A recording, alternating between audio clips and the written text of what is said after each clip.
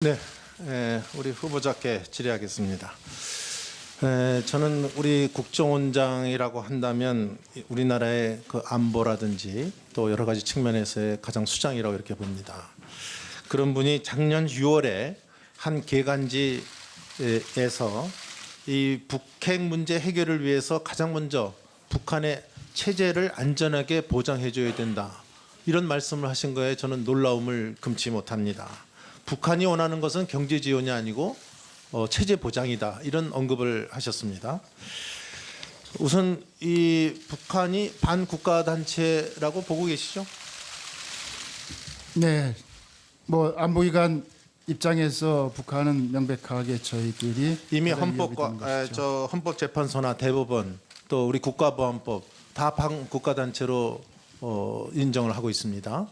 또 심지어 이 남북 관계 발전에 관한 법률에서도 북한을 국가로 인정하지 않고 있습니다. 그런데 국가의 안정과 국민의 생존과 자유를 보장해야 될 국정원의 수장이 이런 대북관을 갖고 있다는 것이 과연 옳은 것인가? 다시 한번 언급을 해주시기 바랍니다. 네,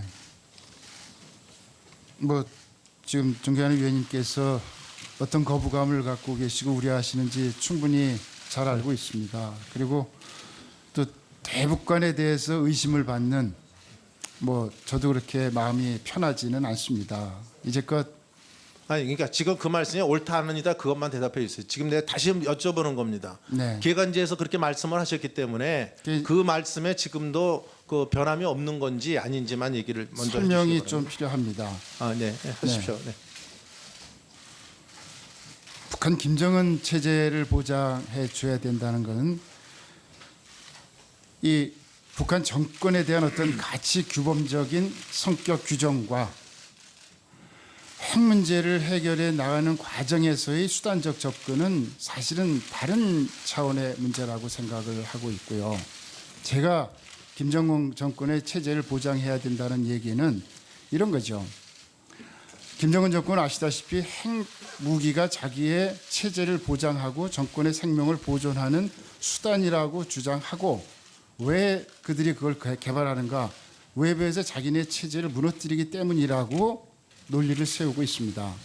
그런데 우리는 지금 7분 내에 그걸 어떻게 다 설명하시려고 그러세요? 그러니까 지금 그 체제 보장이라고 하는 내 개념이 무엇이다만 얘기하면 우리가 알아들어요. 그러니까 체제 보장이라는 의미가 뭐예요? 무슨 의미예요? 제가 다시 물어볼게요. 네. 2008년부터 김정일이가 죽기 전까지 말이죠. 이 남북 관계를 획기적으로 바꿔놓을 굉장히 좋은 계기가 있었는데 모두 날려버렸다. 그래서 좀 북한이 문제가 아니라 마치 이명박 정부가 문재인 탓을 하셨어요. 이게 무슨 의미입니까? 북한하고 저희가 오랫동안 협상을 해왔고 앞으로도 뭔가 커다란 협상이 통일의 과정에서 필요할 거라고 생각을 합니다. 협상이라는 것이 기본적으로 상대가 약할 때 우리가 또 우월적인 지위에 있을 때 하는 것이 훨씬 좋은 결과를 가져올 수 있다는 취지인데, 김정일 위원장이 쓰러졌을 때는 사실상 김정일 입장에서는 시간에 쫓기는 상황이었다는 거죠. 그 쫓기는 상황에서 우리가 조금 더 본격적인 협상을 했다면 많은 양보를 얻을 수 있지 않을까 하는 그러면 아쉬움을 예를 들어서 이명박 정부 거죠. 때 2008년에 금강산 관광객 피살 사건이 있었어요. 네. 또 2009년에는 북한의 2차 핵실험이 있었어요. 네. 또 2010년에는 천안함 폭침 사건이 있었습니다. 네. 이런 북한의 도발에도 불구하고 체제 보장을 인정 보호하고 또 북한의 비위를 맞췄어야 되느냐, 그 질문에 대해서는 어떻게 하시겠습니까? 북한의 비위를 저희가 맞출 이유가 없죠. 사실상 비위의 강조가 아니라 이런 사건이 있었는데 그도 불구하고 그때 어떤 조치를 하지 못했다, 이런 얘기를 해주시면 그게 답이 될 것 같아요.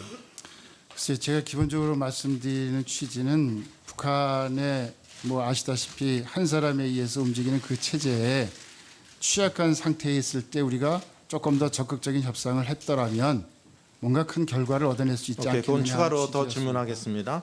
또 정권 보장을 받기 위해서 주한미군 철수라든지 또 탈북자 송환 또는 북한 인권 유린에 대한 내정 간섭 등을 요구한다면 받아들이실 용의가 있으십니까?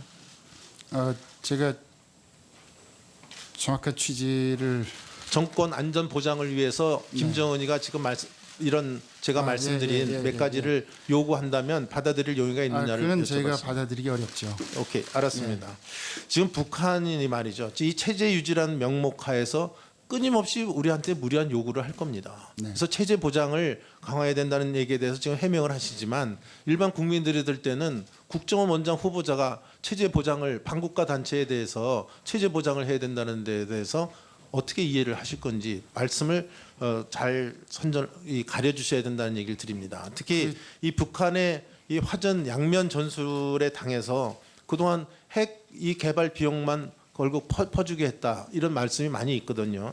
또 이거에 대해서 심지어 농락까지 당했다 이런 말도 있는데 이런 상황에서 북한의 이 체제 인정과 보장으로 핵 개발을 막을 수 있는 것처럼 발언의 언급으로 이렇게 들리는 것에 대해서는 좀 주의가 필요하다는 말씀을 드리고 그에 대해서 분명한 해명을 이따 오후에 다시 한번 제가 질의하겠습니다.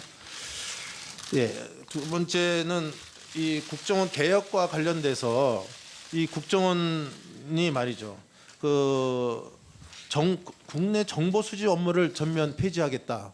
이렇게 이것에 대해서 문재인 정부는 추진하고 있는데 우리 후보자는 좀 입장이 다르신 것 같습니다.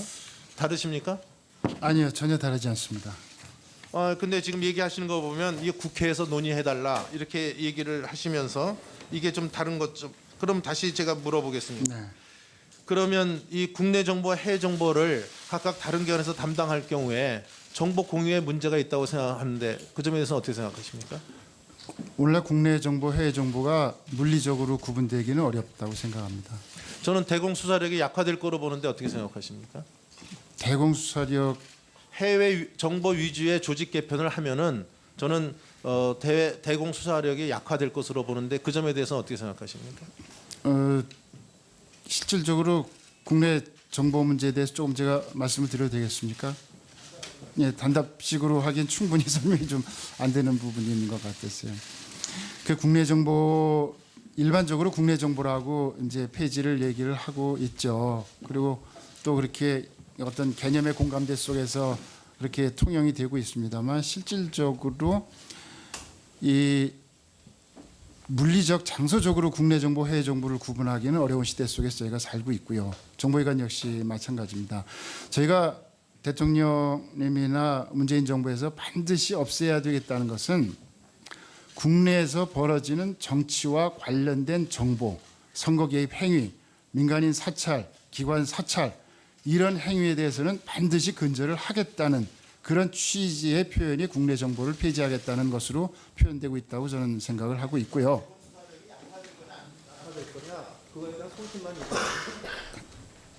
대공수사력이 약화돼서는 안 되죠. 대공수사력이 약화된다는 건 저희가 뭐 용납하기 어렵지 않겠습니까? 거냐 안 약화될 거냐는데 용납할 수 없다는 얘기는 좀 다릅니다. 예, 나중에 다시 질문해 주시기 바랍니다.